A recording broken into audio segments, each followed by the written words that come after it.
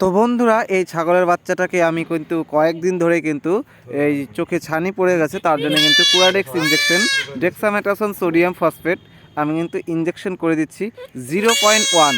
অনেকেই কিন্তু আমাকে কমেন্ট করে জিজ্ঞেস করেছে, তার জন্য কিন্তু বলে দিলাম। আর চোখে ইঞ্জেকশন করার সময় খুব সাবধানতা থাকে, চোখের ওপরের পাতলা পর্দার মধ্যে দিতে হয়। খুবই ধৈর্য সহকারে সূক্ষ্মভাবে সাবধানতাভাবে ইঞ্জেকশনটা করাতে হয়, না হলে কিন্তু কোনো ভুল হতে পারে। তার কারণে ছাগলের চোখও খারাপ হয়ে যেতে পারে।